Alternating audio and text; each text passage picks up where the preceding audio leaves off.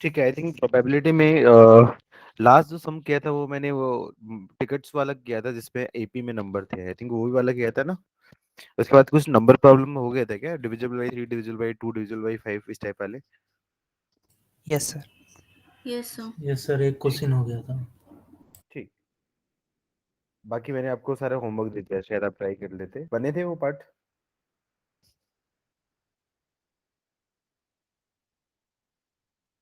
कोई इशू नहीं।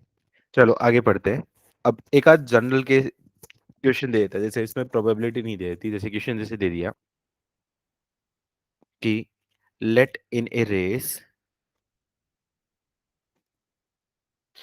ए B C are participating,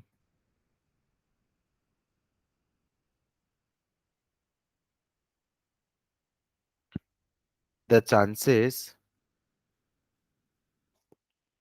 of A winning the race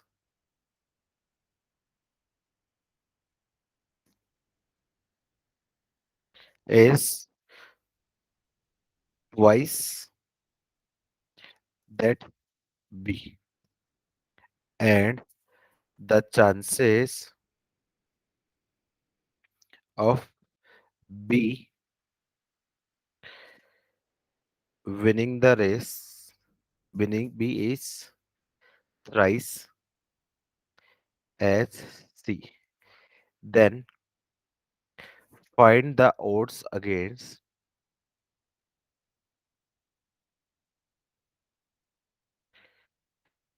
their win.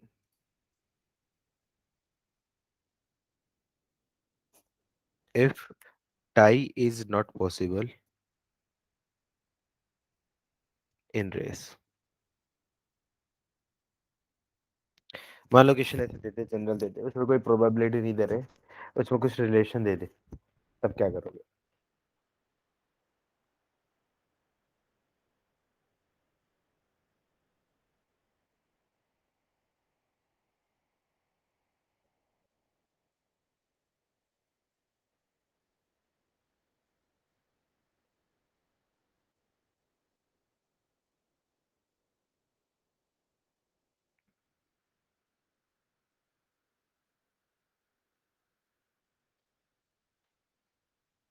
कोई answer?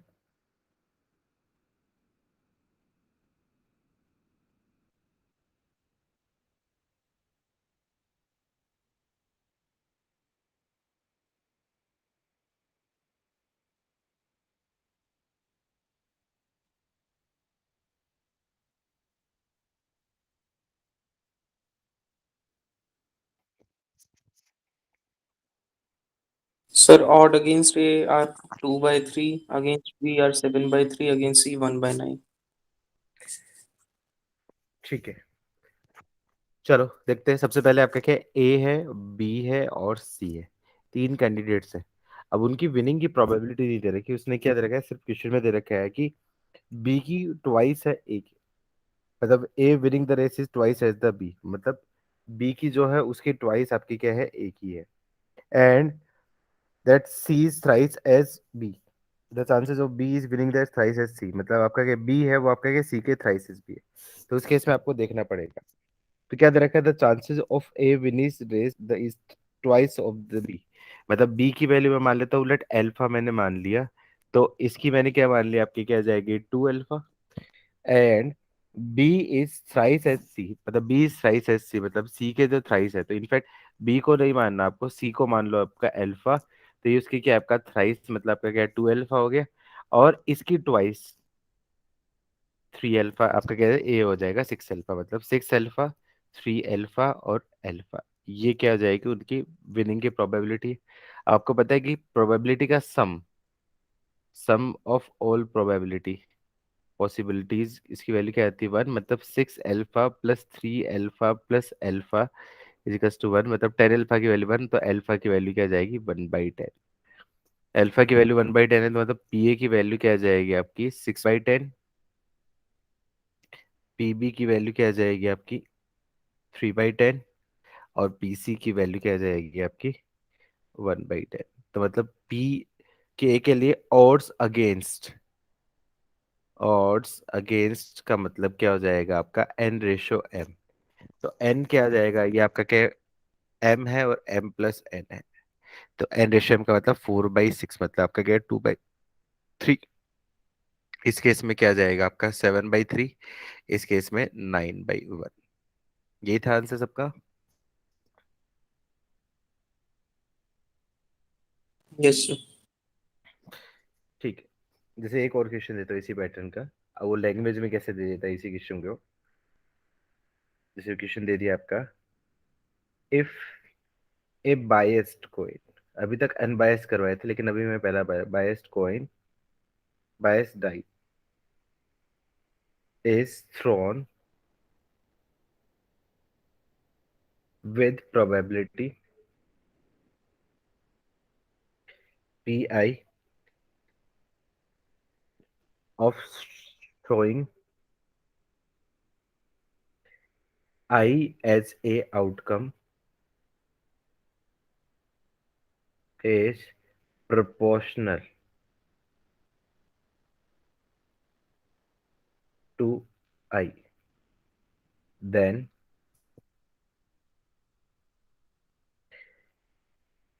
if the dice is thrown, then find the chances of getting a composite number।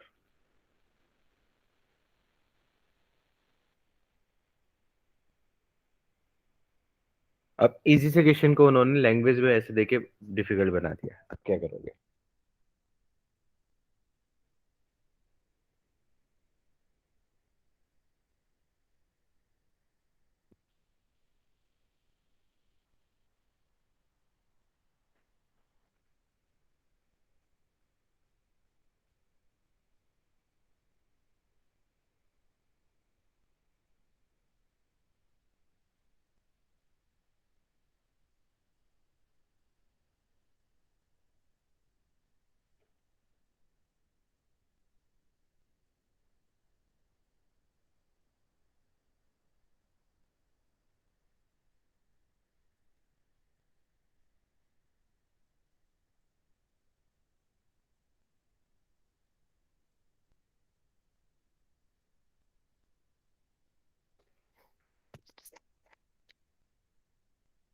काफी time ले लिया यार।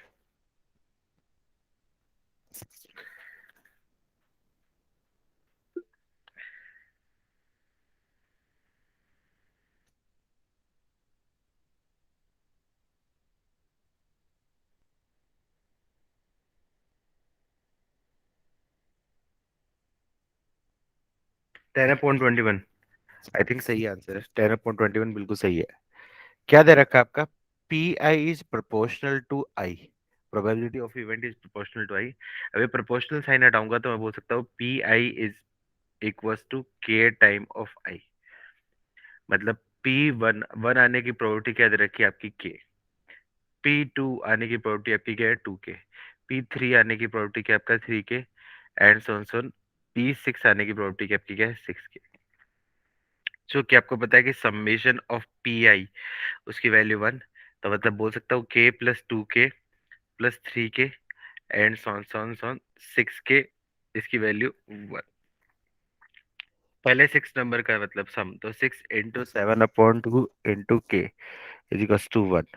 तो कितना जाएगा आपका 321, तो के की वैल्यू क्या आ जाएगी आपकी 1/21। के की वैल्यू 1/21 हो जाएगी।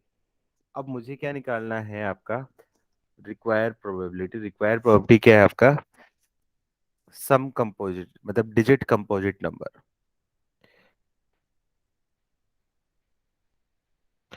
अब कंपोजिट नंबर मतलब वो नंबर होता है जिसके आपका क्या है, दो या दो से ज्यादा फैक्टर्स होते हैं। तो 1 कंपोजिट नहीं है, 2 प्राइम है कंपोजिट नहीं है, 3 प्राइम है कंपोजिट नहीं है, 4 कंपोजिट है, 5 प्राइम है कंपोजिट नहीं है, 6 कंपोजिट है। तो इससे क्या समझ में आया कि आपके क्या है, कितने केस बनेंगे, 2 केस बनेंगे। तो आपका क्या आ जाएगा, उसकी वैल्यू क्या है आपका 4 के प्लस 6 के, मतलब आपका क्या है 10 के। और आंसर क्या जाएगा 10/21। यही इस क्वेश्चन का क्या फाइनल आंसर। क्लियर है?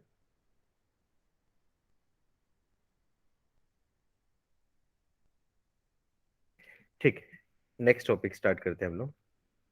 Set probability, set theoretical motion of problem,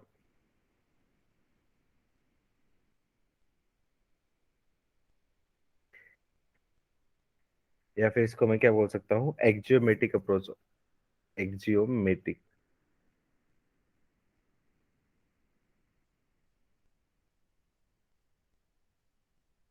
approach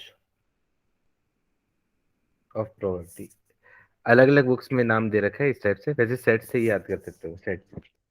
अब आपको पता है कि एन ए क्या होता है, number of element in set, N S number of element in sample space, ये सेट ए में और ये सैंपल स्पेस में।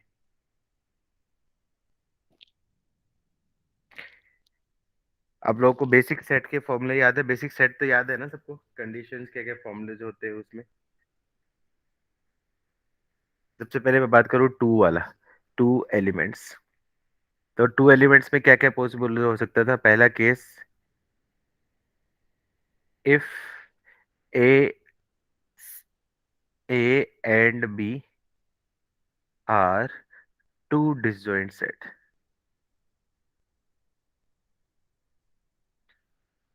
ए और बी दो डिसजॉइंट सेट है, मतलब ए सेट ऐसा होगा और बी सेट ऐसा होगा। दोनों डिसजॉइंट मतलब दोनों में कोई भी कॉमन एलिमेंट नहीं है। तो मतलब ये सेट ए है, ये सेट आपका क्या बी है। तो इस केस में number of element in A union B बोल सकता हूँ number of element in A plus number of element in B. लेकिन केस टू ऐसा पूछ ले, if A and B are not disjoint having some element common.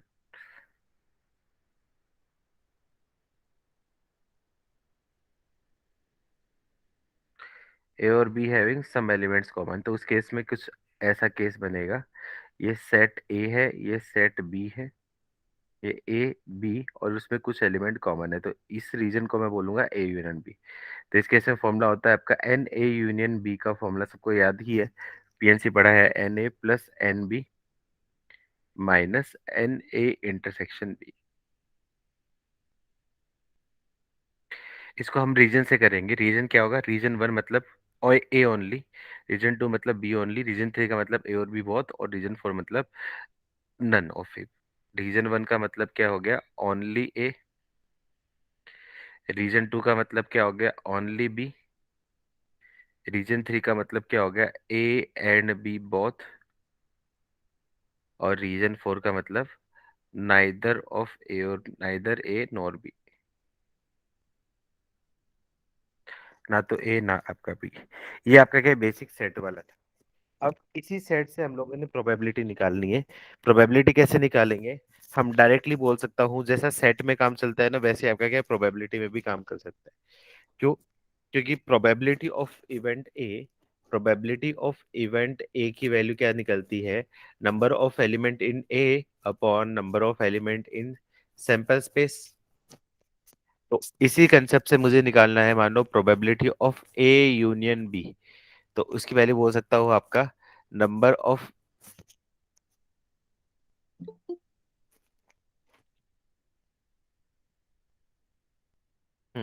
Probability of A union B निकालना है, तो probability of A union B तो मैं बोल सकता हूँ number of element in A union B upon number of element in sample space. मान लो मुझे निकालनी है probability of A intersection B, तो बोल सकता हूँ number of element in A intersection B upon number of element in sample space. तो कुछ करना ही नहीं, जैसे आपके क्या सेट्स में किया था वैसे अपन यहाँ पे कर सकते हैं। तो इसमें कुछ ऐसा कुछ नया था नहीं जो समझाने वाला पार्ट था। नोट हो गया तो क्लियर करो, फिर अपन इसे क्वेश्चंस देखते हैं कैसे कैसे बनेंगे, क्या क्या कंडीशंस होती है, क्या क्या सिचुएशंस रहेंगी। लिख लिया तो डन लिखो।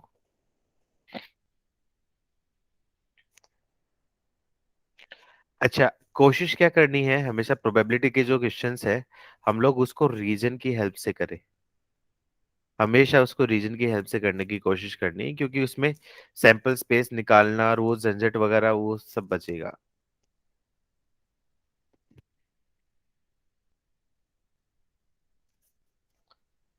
जैसे मैं बोलूं, बताना मुझे कौन कौन सा रीजन है, रीजन 1 टू रीजन 3 4 बता दिया मैंने। मुझे बोलूंगा probability of exactly one from A और बी। कौन सा रीजन आएगा एग्जैक्टली वन फ्रॉम ए और बी का मतलब? या तो ए हो या फिर बी हो, इसका मतलब आपका क्या है? ए ओनली और बी ओनली, मतलब रीजन कौन सा हो जाएगा? 1+2। मैं पूछ लेगा probability of at least one.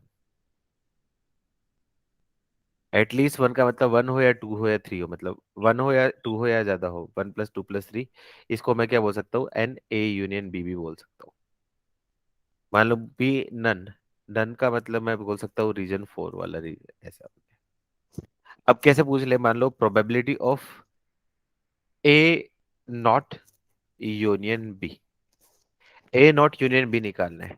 A not union B निकालना है, तो ए नॉट मतलब ए ना हो। ए ना होने वाला रीजन क्या है? ए हो वाले 1 3, 1 3 के अलावा बाकी सारे, मतलब आपका क्या है? 2+4। और यूनियन, यूनियन का मतलब बी। बी के साथ यूनियन मतलब 2+3।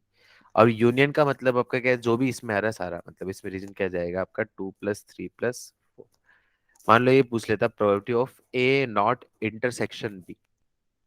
ए नॉट इंटरसेक्शन बी, तो ए नॉट का मतलब ए ना हो। ए ना होने वाला रीजन मतलब 2+4। इंटरसेक्शन बी का मतलब आपका क्या है? 2+3। दोनों में कॉमन कौन सा है? कॉमन आपका क्या है? 2 है, मतलब ओनली। मान लो कुछ भी और भी पूछ सकता है, जैसे मान लो आपका क्या है?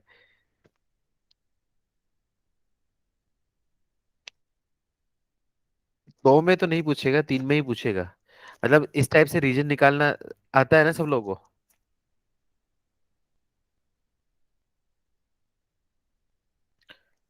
अरे हाँ हाँ। सर। ठीक है, तो यस मैं सर। एक लाइन में मैं समराइज कर देता हूँ इसको। मैं बोल सकता हूँ all formulas and Venn diagrams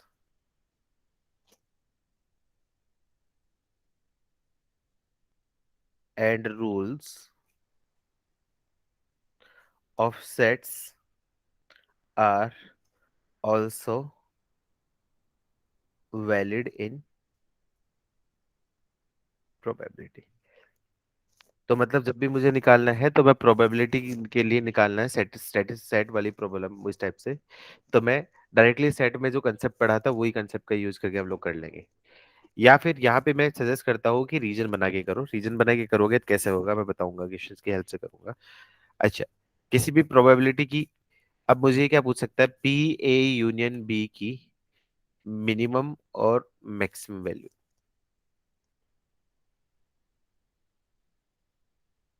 क्या हो सकती है? मैक्सिमम वैल्यू क्या हो सकती है? मिनिमम क्या हो सकती है?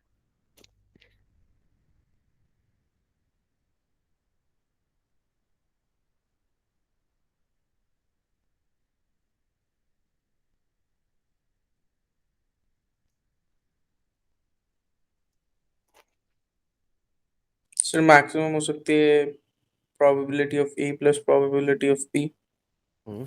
एंड मिनिमम हो सकती है प्रोबेबिलिटी ऑफ ए या फिर प्रोबेबिलिटी ऑफ बी। अच्छा, मान लो प्रोबेबिलिटी ऑफ ए दे रखी है आपकी 0.6, और प्रोबेबिलिटी ऑफ बी आपका दे रखा है आपका 0.7, तो मैक्सिमम क्या है आपका? 0.6 प्लस 0.7 मतलब 1.3। क्या 1.3 हो सकती है नहीं, प्रोबेबिलिटी? 1 होगी, इसमें इंटरसेक्शन वन आएगा। वन हो सकती है। तो मैं क्या बोल सकता हूँ?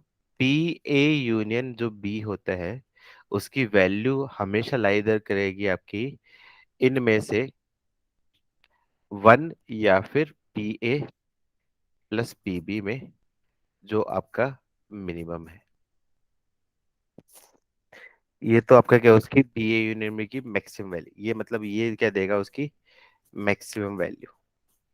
और मिनिमम वैल्यू कब होगी? जब कोई एक एलिमेंट का दूसरा सबसेट है। लेट्स अज्यूम करो ए ये है, बी ये है, तो उस केस में बोल सकता हूँ P A intersection B. A intersection B की वैल्यू ए और ए यूनियन बी की वैल्यू क्या जाएगी आपकी बी। तो उस केस में क्या जाएगा, उसकी मिनिमम वैल्यू क्या जाएगी, P B if A is intersection of B. ये किसी भी प्रोबेबिलिटी की मिनिमम और मैक्सिमम वैल्यू का आपका क्या है, रेंज है। लिख लो फटाफट, 1 मिनट रुको, मेरे कॉल आ रहा है, म्यूट कर रहा हूँ।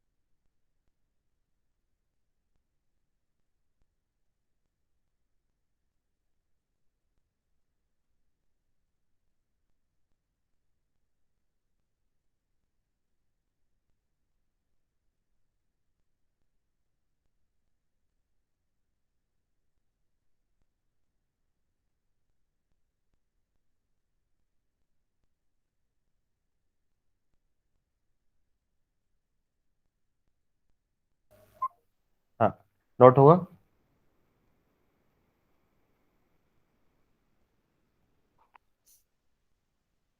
चलो क्वेश्चंस की हेल्प से करते हैं, एक क्वेश्चन करते हैं।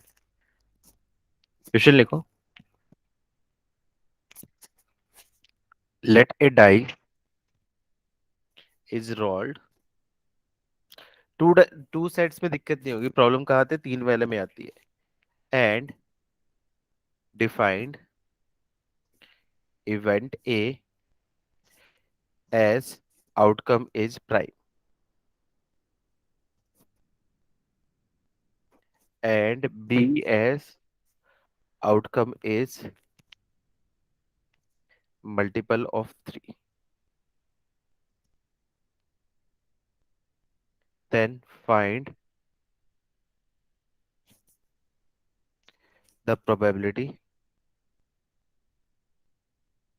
दैट पहला ए और बी अकर्स, या फिर इसको क्या बोल सकता हूँ, एटलीस्ट 1 अकर, दोनों एक ही बात है। Second, only A occur. Third, exactly 1 of A और बी अकर्स। और फोर्थ, आइदर बोथ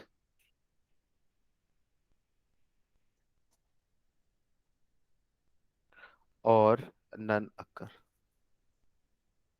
चलो आंसर निकालो सबके।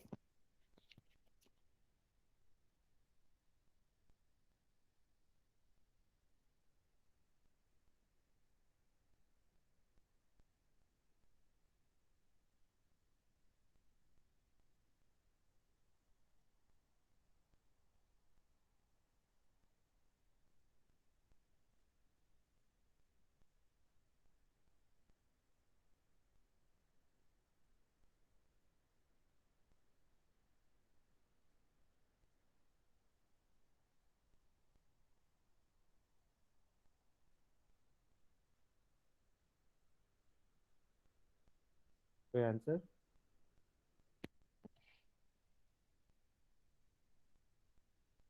सर फर्स्ट का 2/3, सेकंड का 1/3। ठीक है, ये तो आसान है, बेसिक वाला ही था। चलो देखते हैं।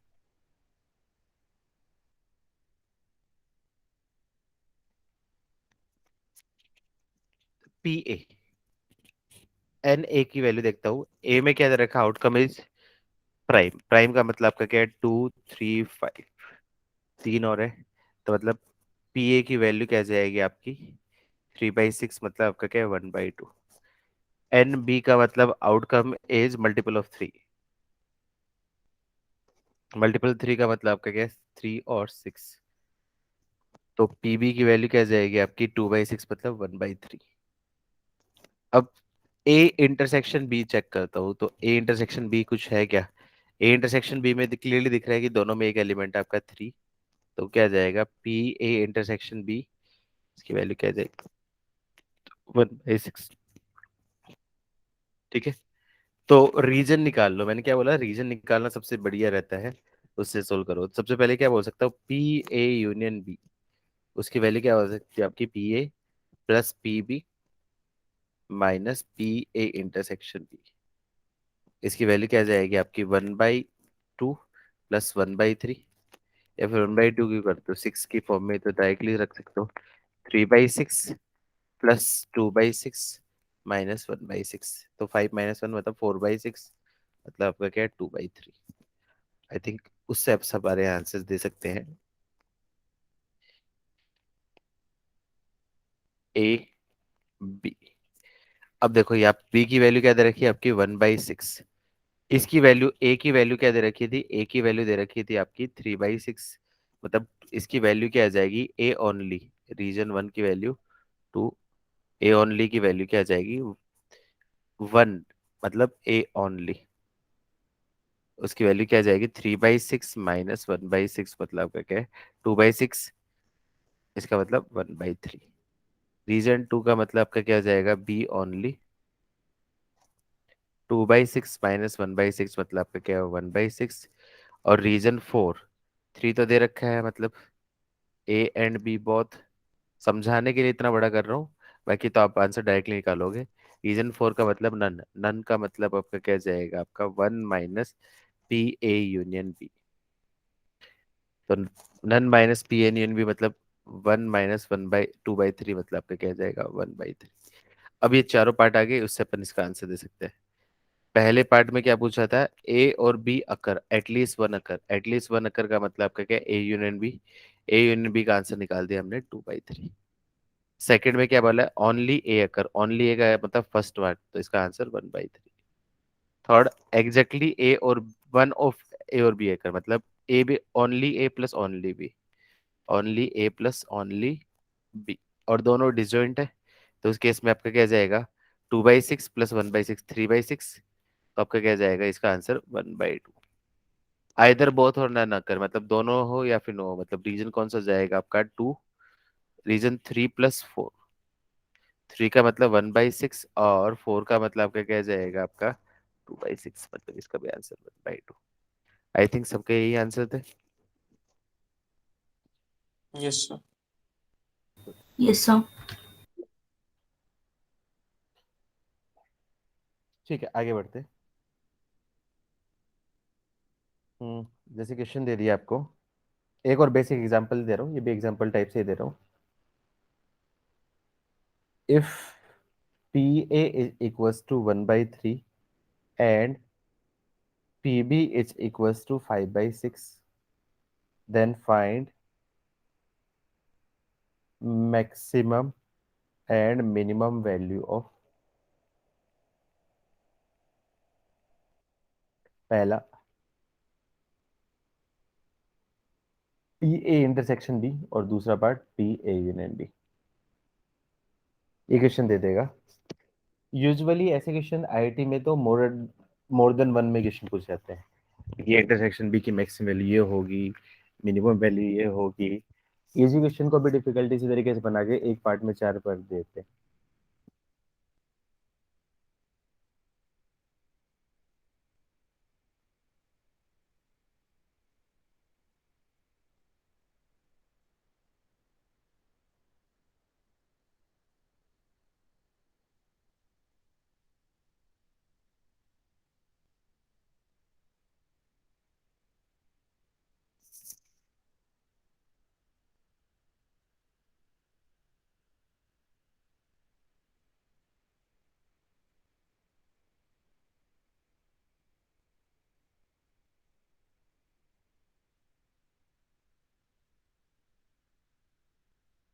सर ए इंटरसेक्शन बी की minimum 0, maximum 2/6, A union B की मिनिमम 5। मिनिमम मिनिमम जीरो गड़बड़ गड़बड़ है, मिनिमम जीरो गड़बड़ है।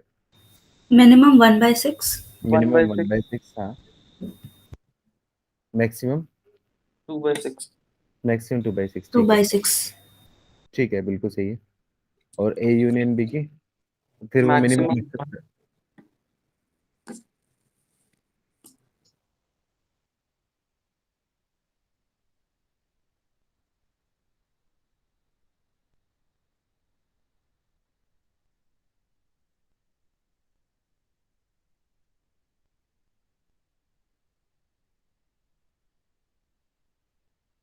देखो सिंपल सी कैसे रिलेट कर सकते हो, मैं इसको आसान तरीका बताता हूँ जिससे कंफ्यूजन ना हो।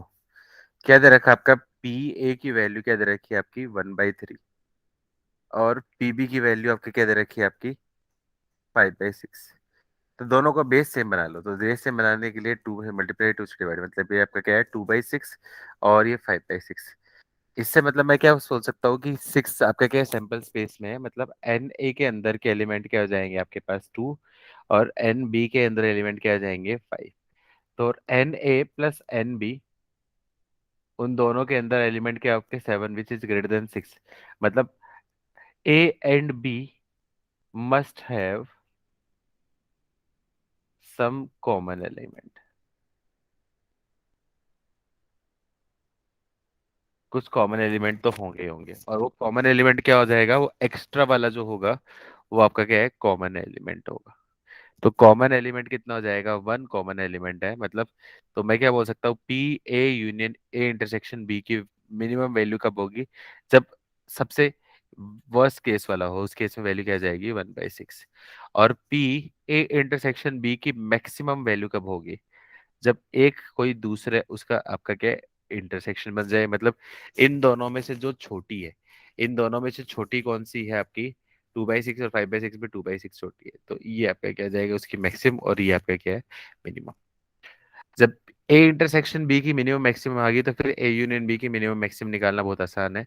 तो P A union B maximum कब होगी, अब आपको पता है पी ए फिक्स है, पी बी फिक्स है, और ये माइनस है, तो पी ए इंटरसेक्शन बी की वैल्यू जब यहाँ पे आपके क्या होगा मैक्सिमम होगी, तो इसमें से मैक्सिमम माइनस होगी तो मिनिमम होगी, और मिनिमम माइनस होगी तो उस केस में मैक्सिमम होगी। तो ये ए यूनियन बी की मैक्सिमम वैल्यू होगी, और पी ए यूनियन बी की मिनिमम वैल्यू वो कब रहेगी आपकी P A plus P B minus P A intersection B की मैक्सिमम। यही इसका आपका आंसर। क्या सेम अप्रोच से किया था, या कुछ बेसिक अप्रोच लगा के तुम लोगों ने सेट्स वगैरह यूज करके किया था?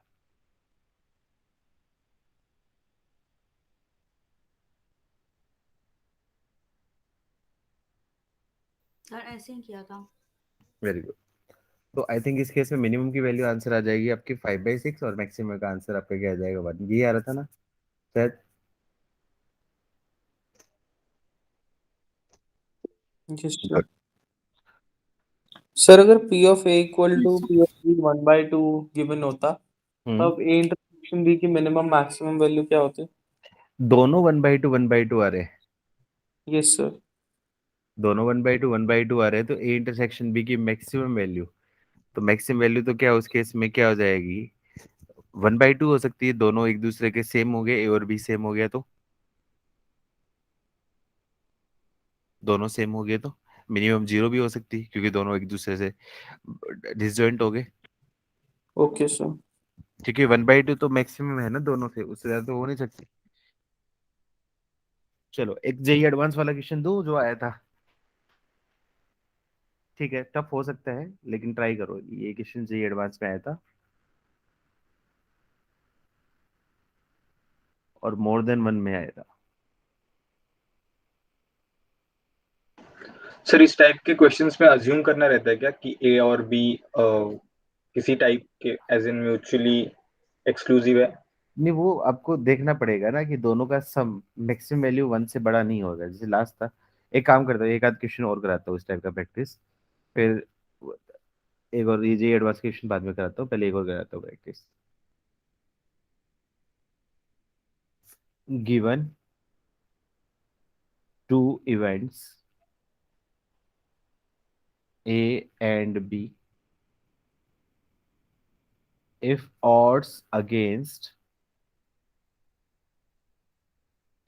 A are 2:1 and those in favor of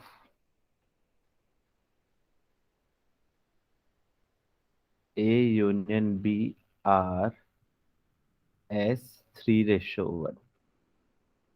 Then find the range of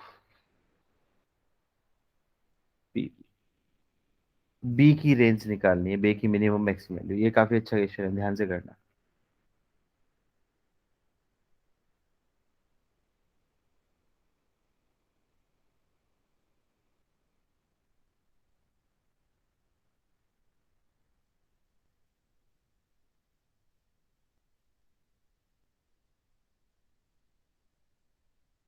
अब यहाँ पे कुछ कॉमन नहीं है, ए के और बी में दोनों में डिफरेंट डिफरेंट है। कुछ कॉमन बना के देखा है कुछ।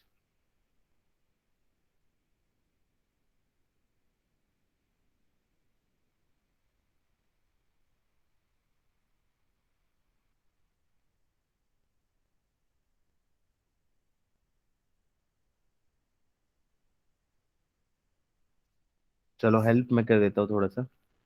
ए के ऑड्स अगेंस्ट का मतलब होता है n/m, उसकी वैल्यू दे रखी 2:1। तो प्रोबेबिलिटी ऑफ ए की वैल्यू क्या आ जाएगी आपके पास 1/3। और ये तो ए के लिए था। फिर मैं बात करूँ ए यूनियन बी के लिए, ऑड्स इन फेवर, ये क्या होता है m/n। तो probability of A union B की वैल्यू क्या आ जाएगी आपकी p/4।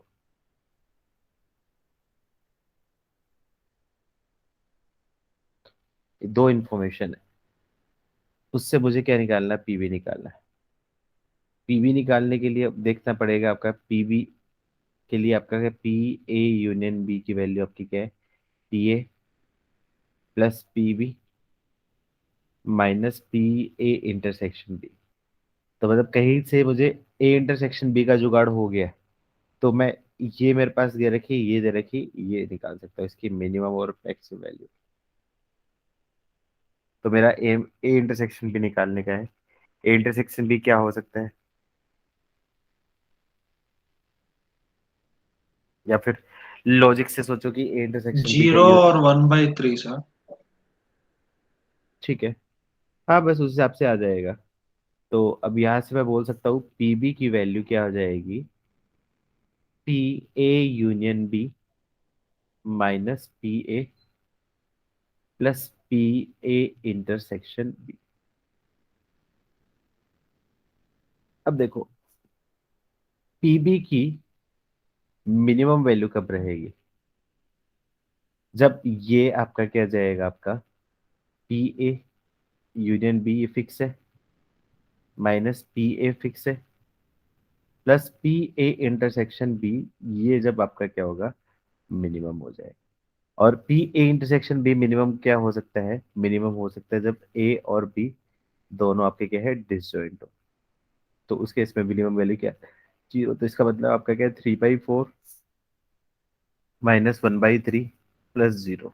इसका मतलब वैल्यू क्या जाएगी, एलसीएम 12, तो 9 - 4 मतलब आपका क्या है, 5/12। तो ये क्या जाएगी, पीबी की मिनिमम वैल्यू। इसमें दिक्कत नहीं आती, मैक्सिमम वैल्यू में दिक्कत आएगी। निकालो पीवी की मैक्सिमम वैल्यू क्या हो सकती है।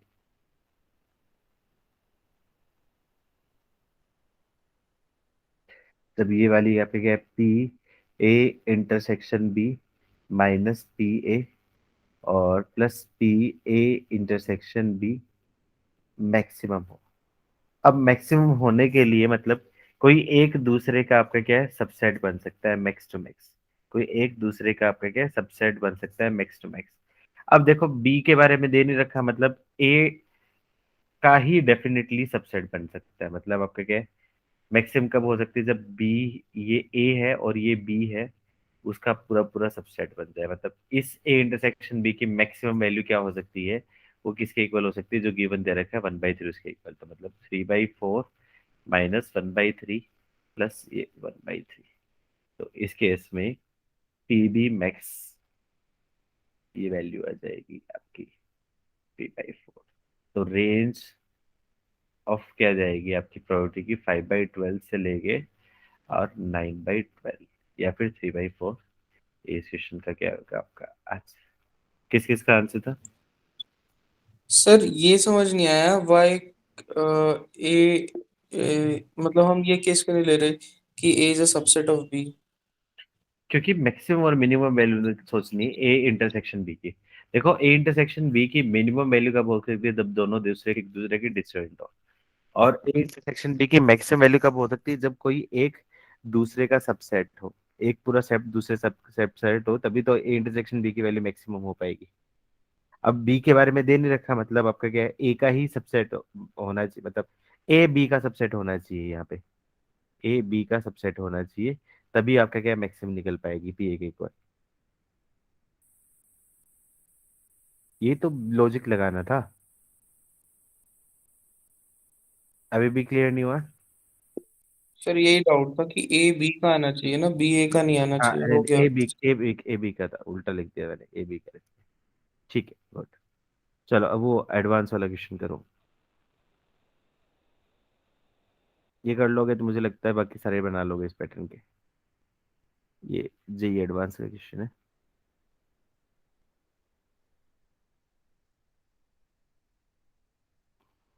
मोर देन वन था।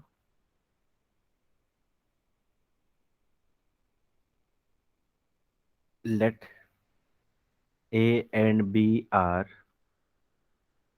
To events such that PA is equals to 3/4 and PB is equals to 5/8. Then which of following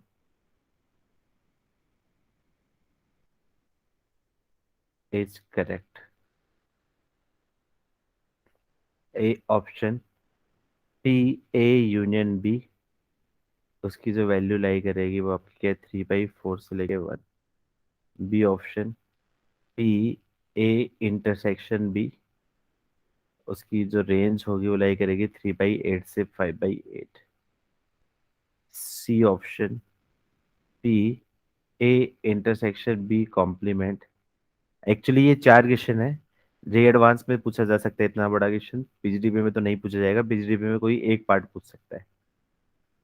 और D option P A intersection B complement का union A complement intersection B, इसका पूरा set, उसकी जो range है वो लाई करेगी 1/8 से लेके 1/4। निकाल।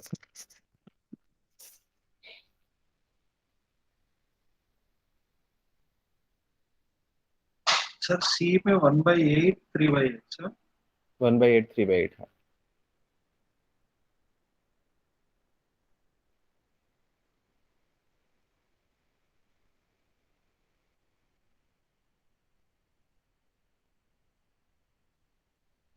ए तो बहुत आसान है, बी भी बहुत आसान है। ए और बी में दिक्कत नहीं है, ए और बी तो डायरेक्टली आंसर आएंगे। प्रॉब्लम क्या है, सी और डी में सोल्व करने में टाइम लगेगा।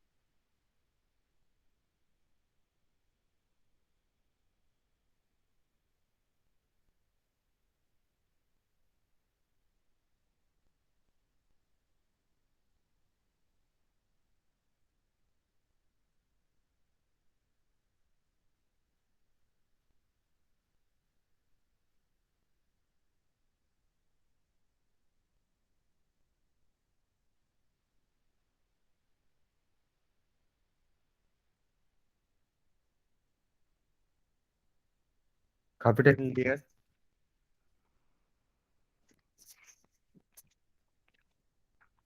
देखो पहला पार्ट तो डायरेक्टली आंसर दे रहे हैं, P A plus P B, उन दोनों की वैल्यू देखूंगा तो क्या जाएगा 3/4, तो 3/4 को बोल सकता हूँ 6/8, और पीबी का मतलब आपका क्या जाएगा, आपका 5/8। इन दोनों का जो सम होगा पी ए प्लस पीबी का मतलब आपका क्या है 11/8, विच इज ग्रेटर देन 1। तो मतलब A and B must have some elements in common. Sir A B C correct sir. D भी चेक करो, डी भी करेक्ट होना चाहिए, आंसर आएगा ए बी सी डी, चारों आंसर थे। और आईआईटी में आपको पता है कि जब तक चारों आंसर टिक नहीं करते तब तक आंसर नहीं होता है। उस टाइम जब आया था उस टाइम ये इसमें पार्शियल मार्किंग नहीं थी। तो इस केस में बोल सकता हूँ P A union B maximum, वो वैल्यू क्या जाएगी 1। और P A union B minimum, minimum कब होगा, जब कोई एक सबसेट होगा। अब कौन छोटा है ए और बी में से, कौन सा छोटा है आपका, ए छोटा है बी से, नहीं नहीं, ए बड़ा है, ए ग्रेटर देन है बी से। तो मतलब पी ए बी की वैल्यू आपकी क्या आ जाएगी, पी ए के इक्वल, मतलब आपकी क्या आ जाएगी 6/8, मतलब 3/4। तो पहले का आंसर क्या जाएगा आपका, पी ए यूनियन बी, उसकी वैल्यू आई करेगी 3/4 से लेके 1। मतलब पहला पार्ट आपका क्लियर है। Second part, A intersection B मैंने ऑलरेडी बता दिया कैसे निकालना है, सेकंड पार्ट मैंने ऑलरेडी बता दिया कैसे निकालना था। ए इंटरसेक्शन भी आप निकाल सकते हो डायरेक्टली उसी तरीके से, तो दूसरा पार्ट भी आप आ जाएगा, लास्ट जो क्वेश्चन था वैसे ही तरीके से। अब third part, C part. C part क्या दे रखा, P A intersection B complement निकालना है। अब ए इंटरसेक्शन बी कॉम्प्लीमेंट का मतलब कौन सा रीजन हो, रीजन देखो, ए इंटरसेक्शन बी कॉम्प्लीमेंट मतलब ए ये है बी ये है, ए बी, तो ए में से बी कॉम्प्लीमेंट मतलब ये वाला निकाल देना, बी कॉम्प्लीमेंट मतलब पूरा वाला निकालना है। A intersection B complement actually क्या होता है, पी ए ओनली भी होता है। मतलब ए में से ए कॉम्प्लीमेंट मतलब ये वाला पार्ट निकाल दो, ये वाला निकाल दो, तो इसका मतलब आपका क्या जाएगा, आपका पी ए ओनली। या फिर इसको मैं क्या बोल सकता हूँ, P A minus P A intersection B. तो अब इसका डायरेक्टली आ सकता है, P A intersection B complement की मिनिमम वैल्यू कब रहेगी, जब P A minus P A intersection B maximum मैं माइनस करूंगा। और लास्ट ऑप्शन से बी ऑप्शन अपना जब करेक्ट था, बी ऑप्शन जब अपने पास करेक्ट था, तो इसकी वैल्यू क्या बोल सकता हूँ, मैक्सिमम वैल्यू अपने क्या देखी यहाँ पे 5/8। तो पी ए की वैल्यू क्या है आपकी, यहाँ पे आपकी क्या जाएगी, पी ए की वैल्यू आपकी क्या दे रखी है, आपकी 6/8 माइनस 5/8, तो वैल्यू क्या आ जाएगी 1/8। और P A intersection B complement minimum value क्या आ जाएगी, P A minus P A intersection B minimum. ये सॉरी, ये आपकी क्या होगी, मैक्सिमम होगी, ये मैक्सिमम होगी। तो पी ए का मतलब 5/8, और पी ए इंटरसेक्शन बी का मिनिमम वैल्यू क्या जाएगी आपकी 3/8, तो इसकी वैल्यू क्या जाएगी आपकी 2/8 आनी चाहिए ना आंसर, कुछ गड़बड़ तो नहीं की ना मैंने।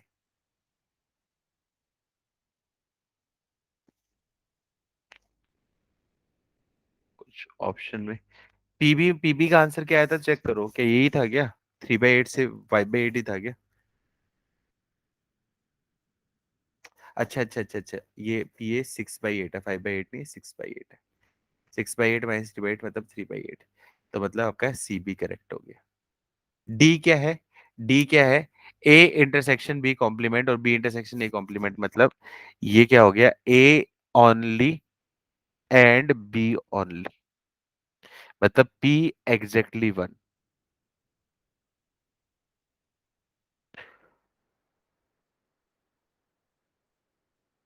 अब पी एग्जैक्टली 1 फ्रॉम ए और बी कैसे निकालते हैं, याद है सेट से, पी एग्जैक्टली 1 फ्रॉम ए और बी,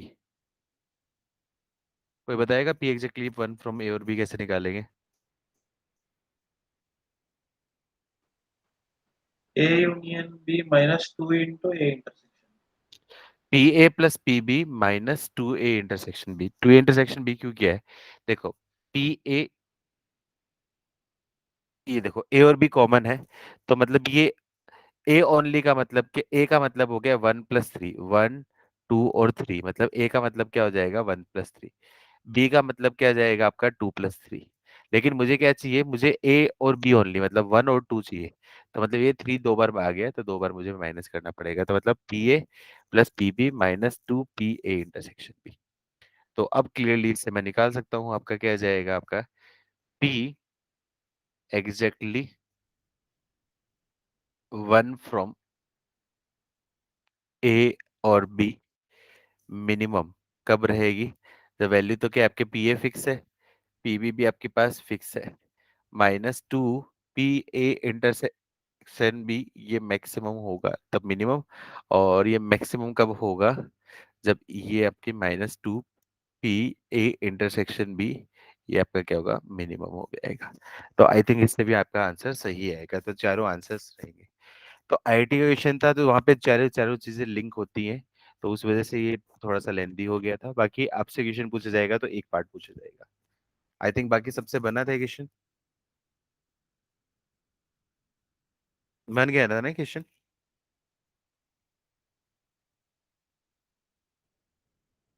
हाँ sir. Good. Yes sir.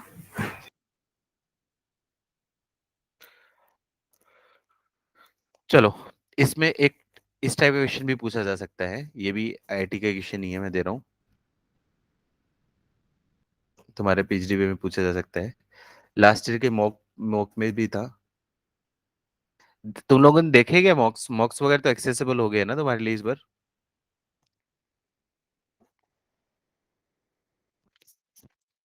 Part time तुम अटेम्प्ट कर सकते हो, तुम चाहो तो अटेम्प्ट करना क्वेश्चन। इस टाइप का भी इंपॉर्टेंट क्वेश्चन है, ऐसे क्वेश्चन पूछे जा सकते हैं। और ये वाला क्वेश्चन आईआईटी में भी आ चुका है इस पैटर्न का, सर सेम वो क्वेश्चन वन है। बाई फोर कैसे आ रहा है सर ऑप्शन डी में? One by four. Option mistake mistake आ रही है क्या कुछ उसमें कुछ? हाँ, सर वो उसका तो फाइव, आंसर उसका 5/8 फाइव आ बाई रहा है। एट आ आ रहा रहा है है। सर। एक एक मिनट, बार ऑप्शन डी का वो वैल्यू चेक कीजिए ना बेटा। 1/8 से लेके मेरे पास 1/4 ही लिखा है आई थिंक। वो 5/8 सर होना वन चाहिए बाई सर। एट नहीं आ रहा है, 5/8 आ रहा है। 1/4 आ रहा है, लेकिन दूसरा वाला 1/8 नहीं आ रहा है। एक बार चेक कर लेते मेरा हैं, 1/8 आ रहा है, 1/4 नहीं आ रहा है। एक बार चेक कर लेते हैं। पीए की वैल्यू फिक्स है, पीए की वैल्यू कितनी दे रखी है आपकी 3/4, माइनस पी प्लस पीबी की वैल्यू फिक्स दे रखी है। 3/4 को बोल सकता हूँ 6/8, 6/8 plus 5/8 minus two A intersection B minimum. A intersection B minimum की वैल्यू क्या दे रखी थी आपकी 3/8, तो इससे मिनिमम वैल्यू क्या आ जाएगी आपकी 5/8। और सॉरी ये, लेकिन मिनिमम तो मैक्सिमम से आएगी ना, मैक्सिमम से, तो मैक्सिमम क्या आ जाएगी आपकी 5/8।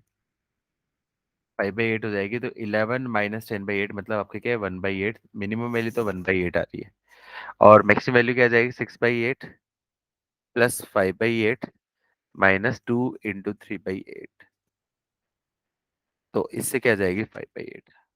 तो ये रेंज आ रही है आपकी 1/8 से लेके 5/8। हाँ ये करेक्शन कर लो, वन 1/, 1/4 नहीं 5/8 सही बोल रहे हो। हाँ ये करेक्शन कर लो, तो फिर उसके इसमें आंसर ए बी सी कर दो फिर, कोई दिक्कत नहीं।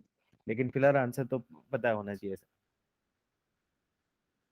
शायद कुछ प्रिंटिंग मिस्टेक ली होगी मैंने लिखने में। ठीक है, क्लियर है। चलो नेक्स्ट पैटर्न पे करते हैं। आईआईटी में आ चुका है इस पैटर्न क्वेश्चन, और इस टाइप के क्वेश्चन तुम्हारे पीजीडी में पूछे जाने का चांसेस हो सकता है। If 1 - 3p/2, 1 + 4p/3 and 1 + p/6 are probabilities of three mutually exclusive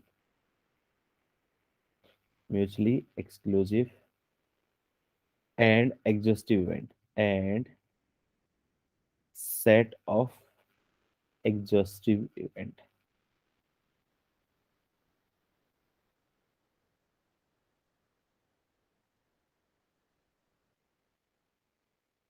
Then find the set of all possible values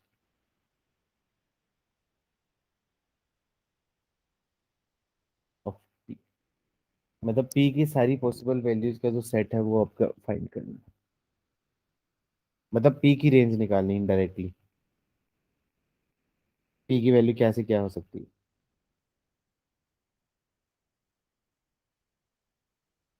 जो भी वर्ड लाइन में जो भी लैंग्वेज दे रखी सारी लैंग्वेज के एक एक वर्ड मीनिंगफुल है। मतलब हर वर्ड का कहीं न कहीं कुछ यूज आ रहा है।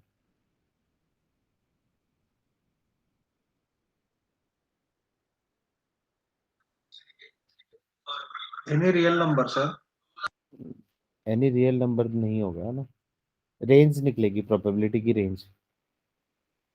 प्रोबेबिलिटी पी नंबर है। पी आपका कोई रियल नंबर है। पी मतलब प्रोबेबिलिटी नहीं है। पी बिलोंग्स टू कोई भी रियल नंबर है। Any real number. तो उसकी रेंज निकालनी है। ऑप्शन किस टाइप से है। -1/4 से लेके 1/2 1/4 से लेके 1/3 इस टाइप के आंसर है।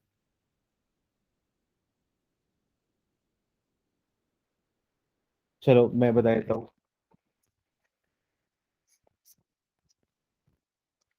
क्या दे रखा है ये ए बी सी तीन म्यूचुअली एक्सक्लूसिव और सेट ऑफ एग्जिस्टिव इवेंट है। म्यूचुअली एक्सक्लूसिव मतलब ए बी और सी तीनों ऐसे कुछ कॉमन नहीं है। तो मतलब म्यूचुअली ए बी सी क्या है आपके म्यूचुअली एक्सक्लूसिव इवेंट्स। मतलब कुछ भी कॉमन नहीं है। पहली चीज set of exhaustive event. Set of exhaustive event का मतलब क्या होता है जल्दी से बताओ। सेट ऑफ एग्जिस्टिव इवेंट का मतलब ऐड करे तो 1 आएगा सब। सेट ऑफ एग्जिस्टिव इवेंट का मतलब सारे सेट में आपका क्या है जितने भी सैंपल स्पेस के जो आउटकम है वो ऑब्टेन कर सकते हैं। मतलब आप indirectly P A plus P B plus P C. ये इनडायरेक्टली किसकी वैल्यू होती है P A union B union C. ये भी वैल्यू हो जाएगी क्योंकि म्यूचुअल एक्सक्लूसिव दे रखे हैं। तो मतलब P A union B union C या फिर P A plus P B plus P C इसकी वैल्यू क्या आ जाएगी 1।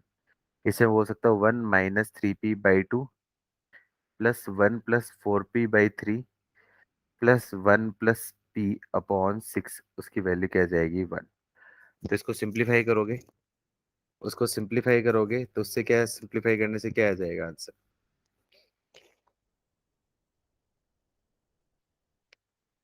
एलसीएम ले लो। 6 एलसीएम ले लिया। तो यहाँ से क्या समझ में आया आपका 6 ले लूंगा तो 3 - 9p +2 + 8p +1 + p = 1। तो क्या आ जाएगा ये आपका बन जाएगा आपका 9p से 9p कैंसिल 6/6 मतलब 1 आ रहा है। मतलब ये तो आपका क्या सेटिस्फाइड हो रहा है। तो इससे तो मेरे पास p की वैल्यू नहीं है। तो अब p की वैल्यू कैसे निकालेंगे। P value any real number ना सर। कोई भी पी वैल्यू रखने से सेटिस्फाई नहीं एनी रियल नहीं। अब देखो ये जो ध्यान से देखो ये जो वैल्यू दे रखी है ना ये वैल्यू 1 - 3p/2 ये किसकी वैल्यू है ये प्रोबेबिलिटी ऑफ ए है। और किसी भी इवेंट की जो प्रोबेबिलिटी है वो क्या होती है हमेशा 0 0 to से लेके 1। 1 के बीच में होती है। मतलब इनडायरेक्टली 1 - 3p/2 उसकी वैल्यू 0 से लेके 1 के बीच में होगी। तो मैं बोल सकता हूँ आपका 1 - 3p की value greater than 0 and 1 - 3p less than आपका क्या है 2। इससे मैं बोल सकता हूँ आपका p greater than equals to 1/3 and ये क्या जाएगा आपका बोल सकता हूँ -1। तो इससे मैं एक वैल्यू निकल जाएगी। वैसे निकालो सारी सारी। p लेस देन 1/3 हो रही है लेस देन 1/3 आ रही है और ग्रेटर देन -1/3। सिमिलरली बाकी से भी p की निकालो और उससे आपका आंसर दो।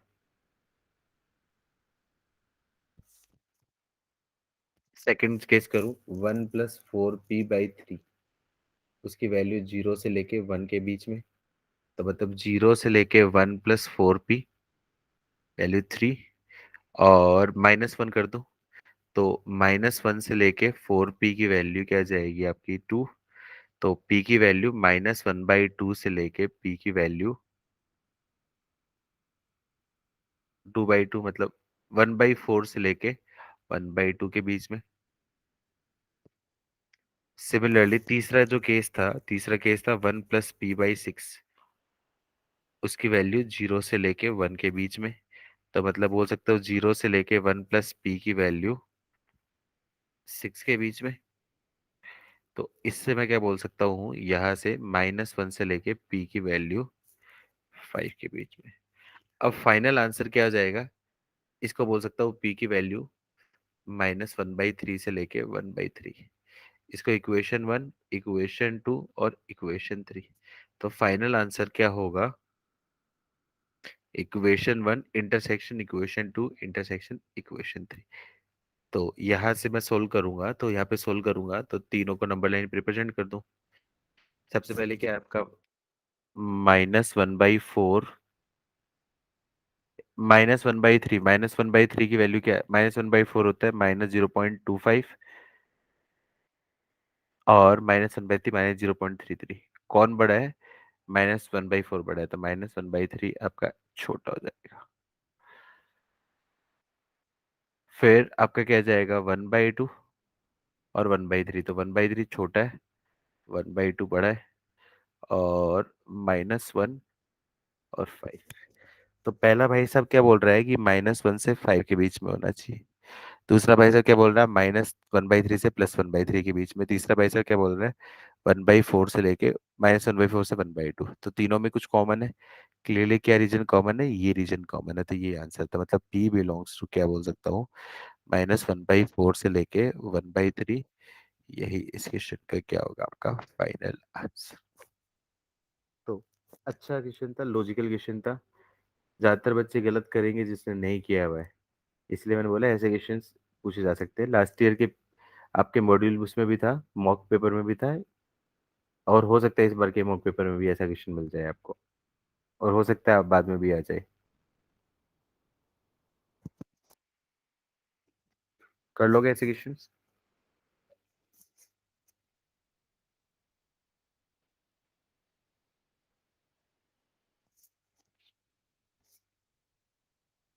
हाँ सर। ठीक है, चलो 3 सेट्स पढ़ने से पहले मुझे कुछ कुछ चीज पढ़ानी पड़ेगी, कंडीशनल प्रोबेबिलिटी और वो सारी चीज पढ़ानी पड़ेगी, जब उसके बाद मैं 3 सेट्स करा पाऊंगा, क्योंकि चीजें लिंक रहती हैं। तो नेक्स्ट टॉपिक, कंडीशनल प्रोबेबिलिटी पढ़ा है ना तुम लोगों ने?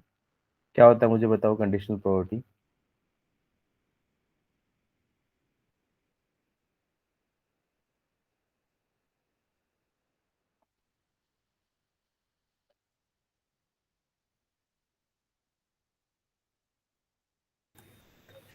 Probability of one event when another event has already occurred. ठीक है, कंडीशनल प्रोबेबिलिटी इसको कैसे रीड करते हैं, पी ए गिवन बी, मतलब इसको बोल सकता हूँ probability of occurring A event A, मतलब इसको बोल दूंगा पी ए गिवन बी। तो ये क्या है आपका, probability of occurring event A when event B already occur. मतलब कोई एक इवेंट हो जाने के बाद दूसरे इवेंट के होने की प्रोबेबिलिटी वो बताएगा।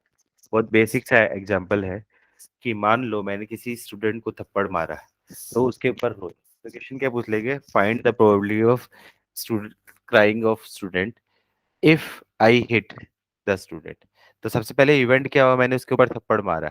अब थप्पड़ मारने के बाद वो रोएगा या नहीं रोएगा, वो दो सिचुएशन बनेगी। तो थप्पड़ पहले मारा जाना वो इवेंट हो चुका है पहला। अब उस इवेंट होने के बाद उसके रोने की, स्टूडेंट के रोने की प्रोबेबिलिटी, ये आपकी क्या होगी, कंडीशनल प्रोबेबिलिटी हो जाती है। तो probability of A given B, इसको हमेशा रीड क्या करूंगा, पी ए स्लैश बी को बोलता है probability of A given B, मतलब probability of occurring event A when event B already occur, मतलब कौन सा इवेंट हो चुका है, बी हो चुका है, मतलब तो मैं बोल सकता हूँ पी ए गिवन बी, उसकी वैल्यू कैसे निकलेगी, कौन सा इवेंट हो चुका है, बी हो चुका है। मतलब मैं ऐसा बात करूं, ये ए है, ये बी है, ये ए है, ये बी है, तो कौन सा इवेंट हो चुका है, बी हो चुका है, मतलब ये वाला पार्ट हो चुका है। तो ये होने के बाद ए होने वाली प्रोबेबिलिटी कौन सी, ए के होने की प्रोबेबिलिटी कौन सी, क्लियरली सिर्फ ये वाला जो पार्ट होगा ये कॉमन आएगा। तो मैं क्या बोल सकता हूँ इस केस में, ये जो वैल्यू होगी आपका इन दोनों का इंटरसेक्शन, मतलब P A intersection B upon P B, ये क्या होती है, डेफिनेशन होती है पी ए गिवन बी की। आई समझ में सबको?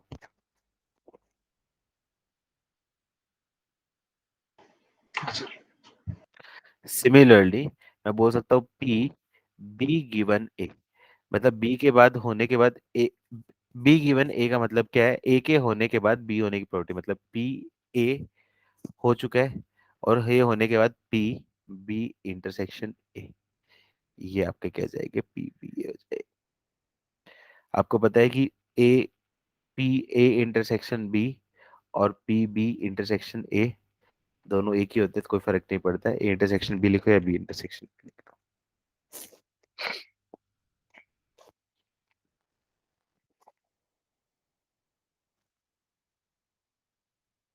अब इसमें मैं एक नोट में डालूं, if A and B are mutually exclusive events, तो बता सकते हो उस केस में पी ए गिवन बी उसकी वैल्यू क्या होगी?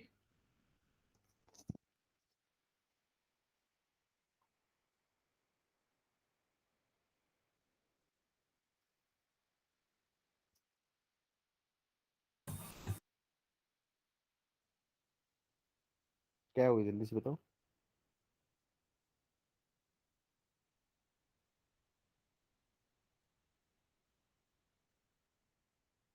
अरे ए और बी म्यूचुअली एक्सक्लूसिव है, पी ए।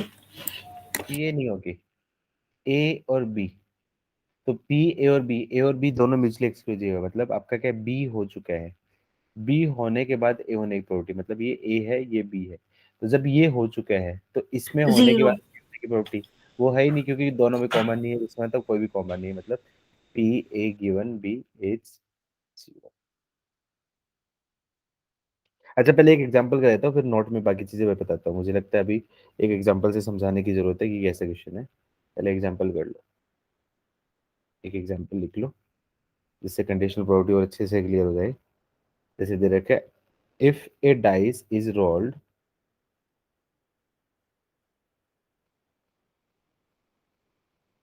देन ए दिखा रखा है आपका outcome is greater than 3, B define है आपका outcome is prime,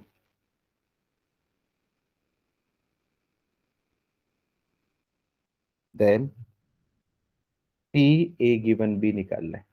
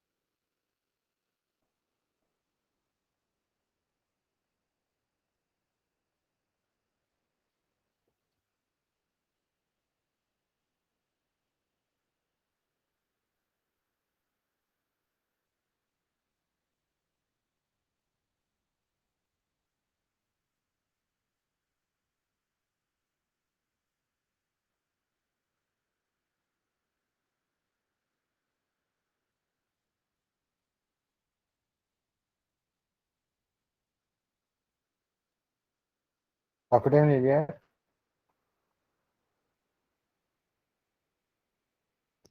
hello hello hello, आवाज आ रही है, आवाज आ रही है। Hello hello hello hello hello. 1/3, 1/3। ठीक है। हाँ, ठीक है। आप आंसर दे देते, मैं वेट कर रहा था कब से। ए का मतलब आपका, ए का मतलब आउटकम ग्रेटर देन 3, मतलब आपका क्या है? 4 5 6 का मतलब इज प्राइम, मतलब आपका क्या है? 2 3 5। अब पी ए गिवन बी देना है, पी ए गिवन बी। तो इसका एक आसान तरीका बताता हूँ। तो सबसे पहले मैं बोल सकता हूँ पी बी। पी बी हो गया। अब बी इवेंट हो चुका है, तो बी होने के बाद ये आपका क्या है? सैंपल स्पेस की तरह ट्रीट करो इसको, आपका क्या है? सैंपल स्पेस की तरह ट्रीट करो। इस सैंपल स्पेस से ए होने की प्रोबेबिलिटी, अब इस सैंपल स्पेस में से ए में कौन सा इवेंट आ रहा है? ए की इवेंट आ रहा है, आपका क्या है वो। तो मतलब पी बी होने की प्रोबेबिलिटी, पी बी हो चुका है, इसकी क्या जाएगी? 3/6। उसमें से एक कॉमन आ जाएगा, तो आपका क्या है?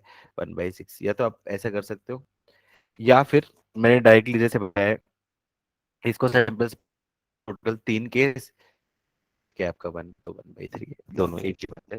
जैसा भी आपको करना चाहो, आप चाहो तो डायरेक्टली भी कर सकते हो। डेफिनेशन से ये आप क्या करोगे? तो ये डेफिनेशन से बनेगा, ये मैंने क्या बोला है? लॉजिक से। दोनों एक ही बात है। क्लियर हुआ?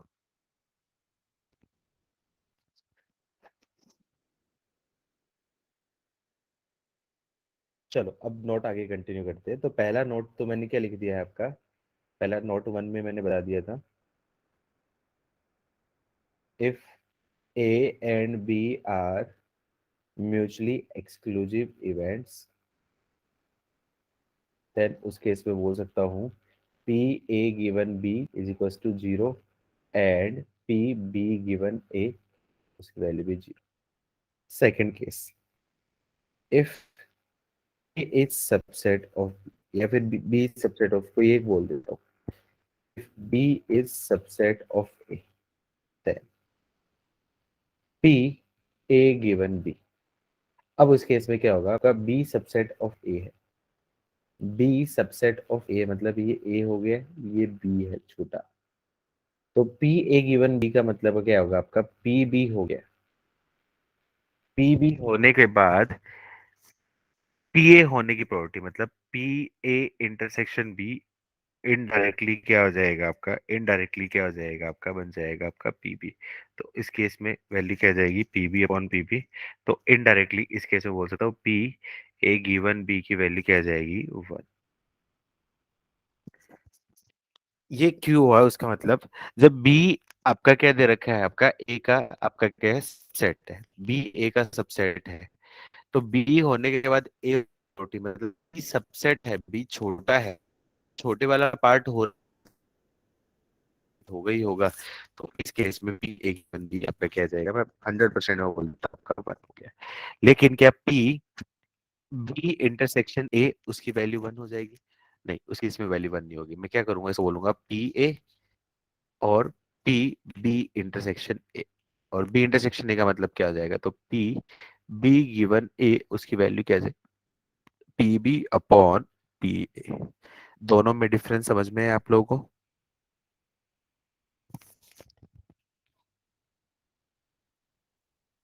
अरे हाँ ना, कुछ तो यस बोलो भाई सर। लोगों।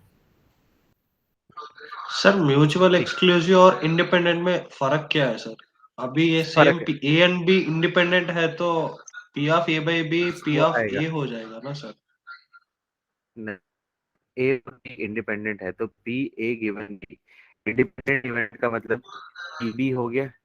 इंडिपेंडेंट होने का मतलब क्या है? ए और बी का होने या नहीं होने से, ए सर के होने या वेन नहीं होने कोई डायग्राम फर्क में नहीं दिखा पड़ेगा, सकते हैं मतलब क्या उसकी सर? वैल्यू क्या।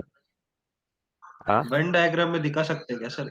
इंडिपेंडेंट इवेंट्स ए भी होता है तो कैसा होगा उसका ये वेन डायग्राम, और म्यूचुअल सुनो एक्सक्लूसिव होगा सुनो तो सुनो उसका वेन सुनो, डायग्राम?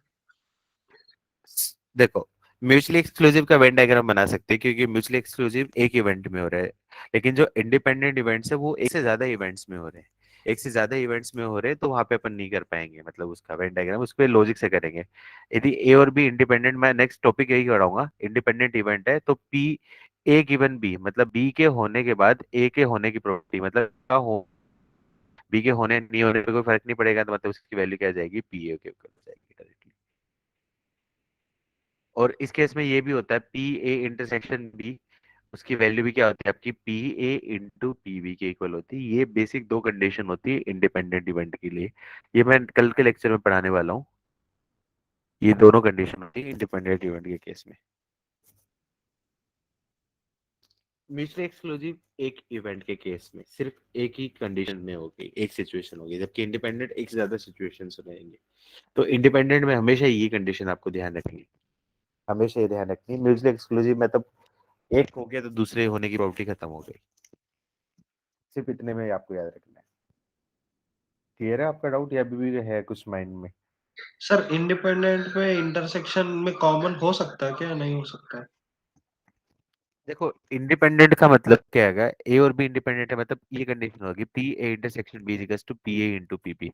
ये सफिशिएंट कंडीशन है ए और बी इंडिपेंडेंट को प्रूव करने की। लेकिन म्यूचुअल एक्सक्लूसिव अलग है। म्यूचुअल एक्सक्लूसिव का मतलब P A intersection B equals to zero. दोनों में डिफरेंस आ गया ना। इंडिपेंडेंट की ये कंडीशन है। इंडिपेंडेंट का मतलब ए और बी का होना, ए और बी का होना मतलब ए का होना ना तो बी के ऊपर फर्क पड़ रहा है ना बी का होना ए के ऊपर फर्क पड़ रहा है, मतलब पी ए इंटरसेक्शन बी की value P A into P B के इक्वल होगी। सिर्फ इस कंडीशन से हम लोग निकाल सकते हैं इंडिपेंडेंट इवेंट। और यही चीज ध्यान रखनी, बाकी ज्यादा नहीं सोचना, ज्यादा सोचोगे तो क्वेश्चन गलत करने का चांस हो सकता है आपका। क्लियर हुआ? Hello yes hello sir. Hello hello. चलो तीसरा, थर्ड नोट में यूजुअली क्या स्टूडेंट सोचते हैं P A given B plus P B given A, इसकी वैल्यू क्या होगी, वन होगी। लेकिन ऐसा नहीं होता है। वन किसकी होती है, पी बी गिवन ए या फिर पी बी नॉट ए। क्यों? क्योंकि बी होने के बाद ए या तो होगा या नहीं होगा, और बी होने के बाद ए होगा या फिर बी होने के बाद नहीं होगा, तो इसकी वैल्यू वन होती है। लेकिन उस ऊपर वाले की वैल्यू वन नहीं होगी। कैसे? इसकी वैल्यू मैं बताता हूँ। पहले वाले की वैल्यू क्या जाएगी, P B upon P A intersection B plus P A upon P A inter P A intersection B upon P ए।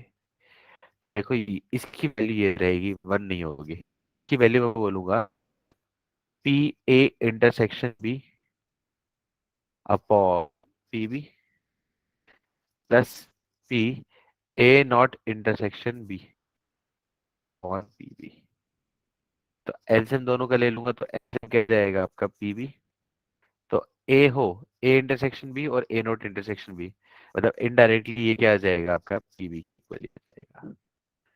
तो इसकी वैल्यू क्या आ जाएगी वन। या फिर आप वेन डायग्राम से देख सकते हो, वेन डायग्राम से आप देख सकते हो ए और बी। तो मैं बात करूं, इसकी बात करूं पी ए गिवन बी, तो वन टू थ्री फोर। तो पी बी हो चुका है, बी हो चुका है मतलब ए और बी, बी हो चुका है, बी हो चुका है मतलब आपका टू प्लस थ्री अक्कर हो चुका है। उसके बाद ए होने की प्रॉपर्टी, मतलब टू प्लस थ्री होने के बाद ए होने की प्रॉपर्टी आपकी क्या है, three plus P A not intersection B, मतलब बी हो चुका है, बी हो चुका है मतलब टू प्लस थ्री है, टू प्लस थ्री है। इसमें ए ना होने की प्रॉपर्टी, ए ना हो मतलब ये ना हो, इसका मतलब क्या आ जाएगा आपका टू। तो एलसीएम ले लिया, आपका क्या जाएगा आपका टू प्लस थ्री, तो थ्री प्लस टू मतलब उसकी वैल्यू क्या जाएगी वन। तो ये एक मिथ होती है जो स्टूडेंट यूजुअली गलत करते हैं आपका, कि P A given B plus P given A उसकी वैल्यू वन होगी, ऐसा नहीं होता है। इसकी वैल्यू अलग रहेगी। इसकी वैल्यू क्या रहेगी, इसकी वैल्यू बोल सकता हूँ आपका क्या जाएगा पी बी का मतलब क्या क्या है, टू प्लस थ्री, और पी ए इंटरसेक्शन बी का मतलब ए के साथ आपका थ्री प्लस पी ए का मतलब क्या आएगा वन प्लस थ्री, और पी ए इंटरसेक्शन बी का मतलब क्या है थ्री। तो इसकी वैल्यू ये रहेगी, जबकि इसकी वैल्यू आपकी क्या एक्चुअली वन। क्लियर हुआ दोनों चीजें?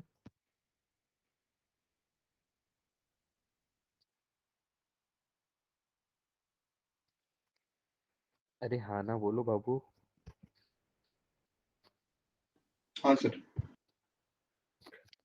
चलो नॉट 5। अब क्वेश्चन की हेल्प से जैसे निकाल देते, क्वेश्चन में ऐसा पूछ लिया, मान लो P A given B P A not given B. अब क्या इसकी वैल्यू 1 होगी? ए के होने की प्रोबेबिलिटी जब बी हो चुका है प्लस होने की प्रोबेबिलिटी जब हुआ है, क्या इसकी वैल्यू 1 होगी? नहीं बोल, इसकी वैल्यू 1 होगी नहीं बोल सकते। क्या करूंगा मैं, निकालूंगा अगेन रीजन की हेल्प से मैं बताता हूँ। 1 2 3 एंड 4। तो पी बी हो चुका है, मतलब पी ए गिवन बी का मतलब क्या आएगा?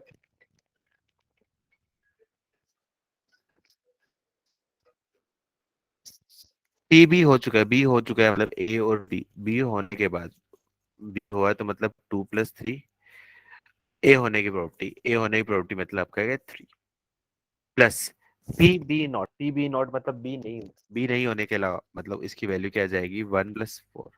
उस केस में ए होने की प्रॉपर्टी मतलब ये आपका क्या जाएगा? 1। तो 3 रीजन 3/2 + 3 प्लस रीजन 1/1 + 4, इसकी वैल्यू आपकी ये आएगी। मान लो इसमें कुछ और पूछ लूं, जैसे मुझे ये मान लो ये पूछना है P A union B not given A union B, कैसे निकालोगे?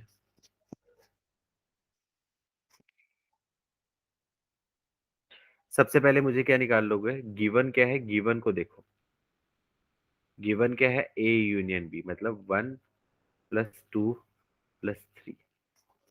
अब इसमें से आएगा, अब ए यूनियन बी नॉट, ए का मतलब आपका क्या आएगा? 1 + 3 यूनियन बी नॉट का मतलब क्या होता है आपका? बी ना हो मतलब 1 + 4। तो हिसाब से तो आंसर क्या आ जाए? 1 + 3 + 4 आना चाहिए, लेकिन ऐसा नहीं होगा। क्यों? क्योंकि सैंपल स्पेस क्या है, ये सैंपल स्पेस से बड़ा नहीं हो सकता, मतलब ये 4 वाला रीजन नहीं आ सकता। तो मतलब 1 + 3/(1 + 3 + 4 1 + 2 + 3 आया समझ में?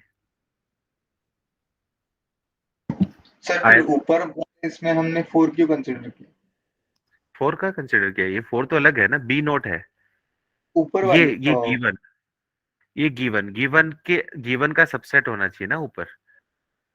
गिवन का सबसेट इसका सबसेट ये ना, गिवन बड़ा ही है। ओके। चलो एक और निकालो, अभी भी कंफ्यूज हो। मैं बोलूं P A not intersection B not given A union B, निकालो। सर 3 कैसे आया सर? पी कैसे आए? देखो इधर देखो, ए का मतलब क्या हो गया? ये ए है, ए का मतलब आपका क्या है? 1 + 3, ये रीजन 1 और रीजन 3 जब जाके ए बनेगा। दूसरा क्या है आपका? बी नोट मतलब बी के अलावा, बाकी बी के अलावा मतलब ये रीजन 1 और ये 4। बी नोट का मतलब 1 और 4। तो इनका यूनियन का मतलब 1 + 3 + 4 जाना चाहिए था, लेकिन उस केस में सैंपल स्पेस से बड़ा हो जाएगा। सैंपल स्पेस तो आपके पास ये है, क्योंकि ये इवेंट हो चुका। कंडीशनल प्रोबेबिलिटी, कंडीशनल नहीं होती तो ये आंसर होता है, लेकिन कंडीशनल प्रोबेबिलिटी है मतलब 1 + 2 + 3 इन्हीं में से है। तो इनमें कौन सा आएगा? ये जो फोर्थ है ये रीजन कंसिडर नहीं होगा, 1 + 3 आ जाएगा। क्लियर हुआ? यूनियन निकालना है ना, यस यूनियन। यूनियन चलो इस, इंटरसेक्शन हाँ, नहीं, ठीक है। इंटरसेक्शन नहीं, इंटरसेक्शन के लिए दे दिया मैंने। अब देखो इसमें सैंपल स्पेस क्या दे रखा है आपका? 1 यूनियन का मतलब 1 + 2 + 3। अब क्या निकालना? ए नॉट मतलब ए भी ना हो, ए ना हो मतलब आपका क्या है? 1 3 के अलावा बाकी या तो 2 हो या फिर 4 हो। इंटरसेक्शन बी नॉट ना हो मतलब बी नॉट क्या मतलब क्या हुआ आपका? क्या हो जाए? बी नॉट का मतलब क्या हो जाएगा आपका? बी ना हो, बी के अलावा कुछ हो मतलब आपका क्या हो जाएगा? 1 हो या फिर रीजन 4 हो। तो इन दोनों में कुछ कॉमन बता सकते हो? इन दोनों में कॉमन क्या आ जाएगा? 2 + 4 और 1 + 4। इसका मतलब आपका क्या? रीजन 4। तो इसका आंसर क्या? 4/1 + 2 + 3 बोल सकता हूँ? नहीं होगा। इसका आंसर क्या आ जाएगा आपका? 0 होगा। 0 क्यों होगा? रीजन बताओ। क्योंकि क्या पूछा है? गिवन क्या है? ए और बी हो चुके हैं। क्वेश्चन की लैंग्वेज क्या पढ़ो? ए और बी हो चुके हैं, तो इस चीज की प्रोबेबिलिटी निकालो कि ना तो ए हुआ है ना बी हुआ है। समझ में है क्यों जीरो है? हाँ सर। जबकि इसी क्वेश्चन में मान लो यही पूछता, इसी क्वेश्चन में यही पूछता कि P A not intersection B upon P A union B, तो इस केस में सैंपल स्पेस क्या बन जाएगा आपका 1+2+3। सैंपल स्पेस ए ना होने का तरीका आपका क्या जाएगा 2+4। इंटरसेक्शन बी होना है, बी होना है मतलब आपका क्या जाएगा आपका 2+3। अब दोनों में से कॉमन क्लियरली 2 है, तो 2/1+2+3 क्या होगा आपका आंसर हो जाएगा। आया समझ में अब तो? Yes sir. ठीक है, एक क्वेश्चन कर लेते हैं, एक क्वेश्चन में 5 6 पार्ट कर लेते हैं, फिर बनता है। इस टाइप का क्वेश्चन आ चुका है आपका पीजीडीबी में, आई थिंक 1 या 2 बार ऐसा क्वेश्चन आ चुका है, इंडिपेंडेंट पे आ चुका है, एक सेट वाले क्वेश्चन पे आ चुका है पीजीडीबी में, इसी पैटर्न का क्वेश्चन है आपका। If P A is equals to 1/2, P B is equals to 1/3, P A not intersection B not is equals to 5/12, then find. 5 part दे रहा हूँ आपके। पहला part, P A union B not. Second part, P A not intersection B. Third part, P A given B. Fourth part, P A not given B. Fifth part, P A union B complement upon A union B. Sixth part, P A intersection B complement upon A not union B not. अब सारे के सारे part आपके क्या different different different है, लेकिन ये सारे पार्ट करने के लिए आपको पहले सबसे पहले वैल्यू निकालनी पड़ेगी। तो पी ए दे रखा है, पी दे रखा है, आपको ये पता है ना P A not intersection B not. तो रीजन की हेल्प से मैं बनाऊं ए 1 2 3 4। ए नॉट का मतलब क्या होगा, ए के अलावा बाकी का सारा, ये ए है और ये बी है, तो इसका मतलब क्या होगा 3+4। Intersection B not, B not का मतलब बी के अलावा बाकी का सारा, तो बी के अलावा मतलब आपका 1+4, मतलब इनडायरेक्टली 4। तो इसकी वैल्यू क्या जाएगी आपकी, P A not intersection B not मतलब आपका क्या रीजन 4, इसकी वैल्यू क्या जाएगी 1 - पी ए यूनियन बी। इससे निकाल सकता हूँ।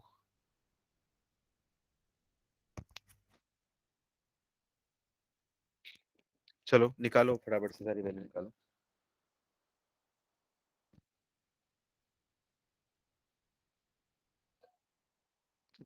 तो ऐसे क्वेश्चन को सबसे बेस्ट तरीका मैं बताता हूँ, हमेशा कैसे क्वेश्चन को कैसे करो, रीजन से करने की कोशिश करो। रीजन से करोगे तो थोड़ा सा ये फास्ट होगा, रीजन की हेल्प से करोगे फास्ट होगा। फॉर्मूले में लगोगे तो टाइम टेकिंग होगा, फॉर्मूला जो होगा वो यूजुअली टाइम टेकिंग होगा। मैं रीजन की हेल्प से बताता हूँ। आपको क्या दे रखा है, पी ए की वैल्यू दे रखी है आपकी 1/2, तो रीजन में मैंने क्या कर दिया है, ये रीजन माना है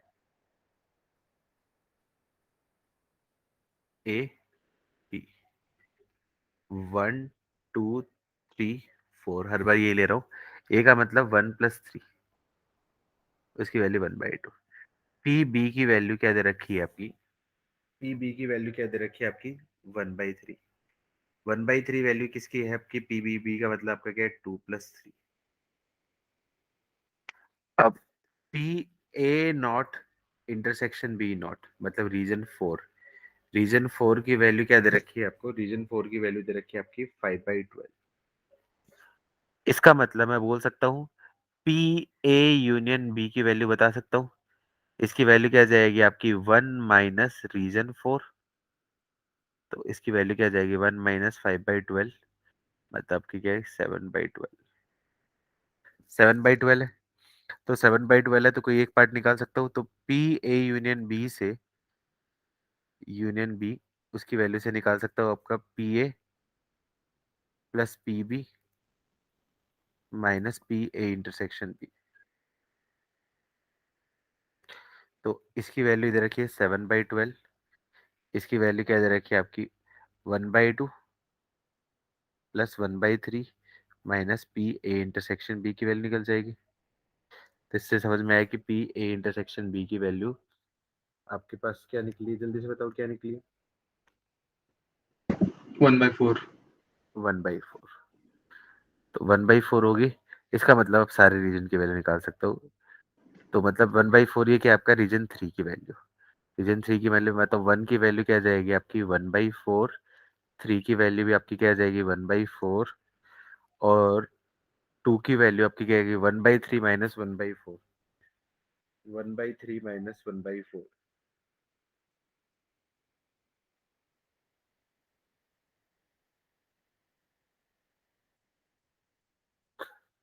हाँ, 2 की वैल्यू क्या जाएगी आपकी 1/3 माइनस 1/4। तो एलसीएम ले लिया 12, तो 4 माइनस 3 मतलब 1/12, और रीजन 4 की वैल्यू आपके पास आ चुकी है आपकी 5/12। ये सारी वैल्यू आ गई, तो अब क्वेश्चन निकाल सकते हो। अब क्वेश्चन में जो जो चीज पूछी गई आप सारा आंसर दे सकते हो। कोई ऐसा पार्ट है जिसमें डाउट हो सकता है, मैं करके बता देता हूँ, या फिर सारे खुद से एक बार ट्राई करना चाहोगे?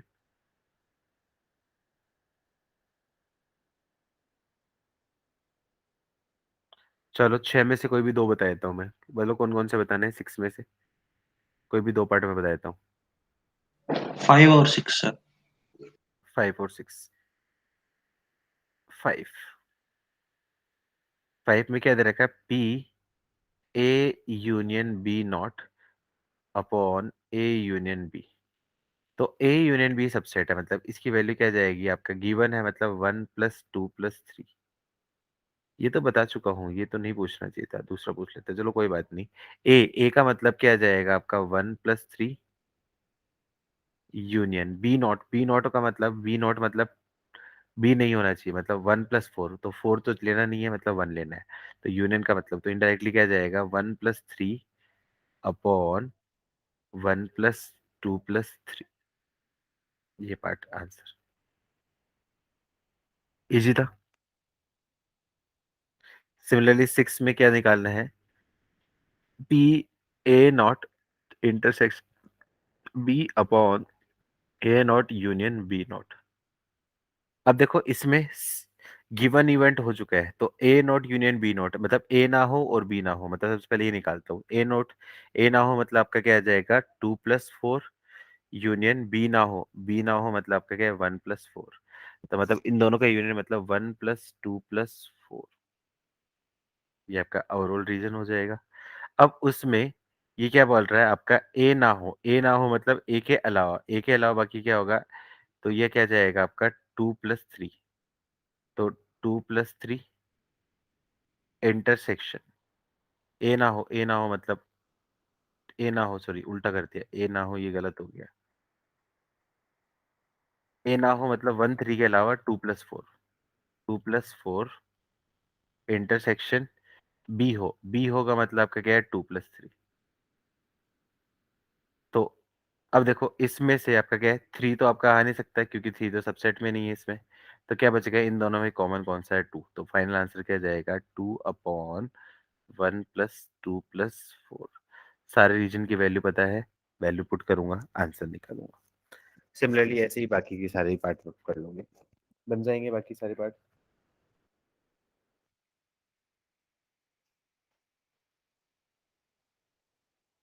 Yes sir. ठीक है, तो आज के लिए इतना ही करते हैं, आज का टाइम भी हो गया। मेरे व्हाट्सएप से मैसेज जा नहीं पा रहे, डिलीवर नहीं हो पा रहे, तो आप में से कोई भी एक पर्सन अपने अपने ग्रुप में सक्षम आप हो ना, सक्षम आप हो, ठीक है। आप सक्षम आप अपने ग्रुप में, सृष्टि आप अपने ग्रुप में, दोनों अपने अपने ग्रुप में ये मैसेज कर देना कि जो नेक्स्ट थर्सडे वेडनेसडे को जो लेक्चर रहेगा उससे पहले ये लेक्चर जरूर देख के आ जाना, क्योंकि लिंक रहेगी चीजें इसमें, बाद में समझ में नहीं आएगी, थोड़ी सी प्रॉब्लम होगी। तो मेरे से मैसेज डिलीवर नहीं हो पा रहे तो आप अपने अपने ग्रुप में एक अप कर देना। देवरंगा आप अपने में कर देना, सक्षम चला गया है, सृष्टि आप अपने में कर देना। Okay sir. Yes sir. चलो मिलते हैं next time, okay bye bye.